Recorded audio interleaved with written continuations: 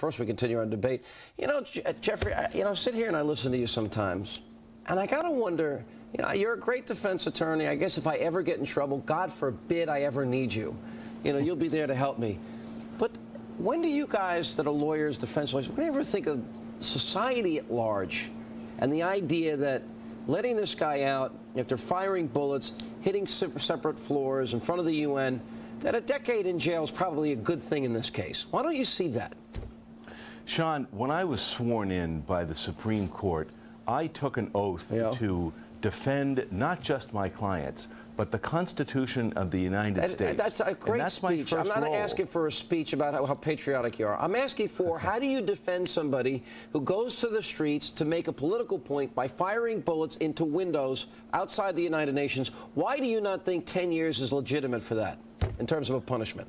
Well, it sometimes is very difficult to turn down a case, particularly when a defendant in his motivation, and that's the word that the judge used, isn't that was reasonable? To overturn a brutal regime. But isn't that, that's what he wanted to do. I can go out there and protest the Clinton administration, and I'd never do it. I don't believe in acting that way. There's political discourse in this country, and I could have been out there, would you have said the same thing about me? 2 years in jail? That's insane. Crazy people like that belong behind bars so innocent people don't get hurt. And I don't know why you as a citizen, not as an attorney, don't understand that that would be a legitimate, righteous penalty of 10 years. I don't get it. I don't understand your mindset.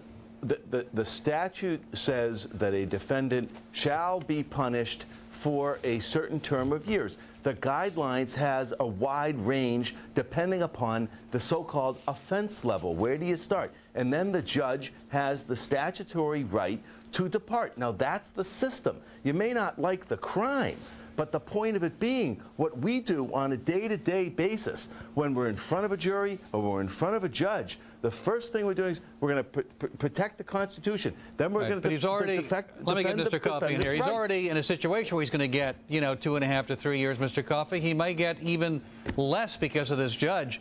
What would be the right sentence? 10 years may be a very long time for this. Isn't it where it is now that at the judge's discretion, 2.5 to 3, without giving further consideration because he may have had a political agenda? Wouldn't that be the right sentence, where it is now?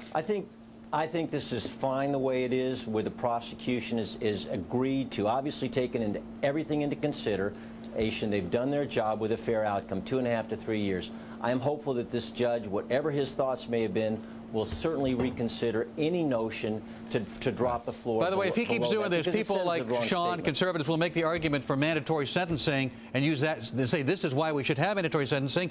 Judges should have some flexibility. This idea that this cookie-cutter justice does not look at each case on an individual basis, something that, in my view, should be happening. Are you for mandatory sentencing, Kendall? Well, this case points out exactly the kind of situation which, frankly, will become a reason not to give judges discretion. If somebody decides to exercise discretion to reduce a sentence, that's my concern. They should have some discretion. I don't want this case to be used to say, well, we shouldn't give it to them. Then you get cookie-cutter justice. But the other side of that, and the concerns about the sentencing guidelines are very significant, is we used to have a time when a defendant could walk into one courtroom in front of Judge Kinehart and get probation or maybe house arrest, same circumstances, same profile, walk across the hall into Judge Hang'em High and do 10 years. So the point of the sentencing guidelines is to have much more fairness and consistency than we had in the past. They're not perfect, but it is more fair. Good point. Kendall, you get the last word tonight. Appreciate you being with us. Geoffrey, I'm working on you. Okay.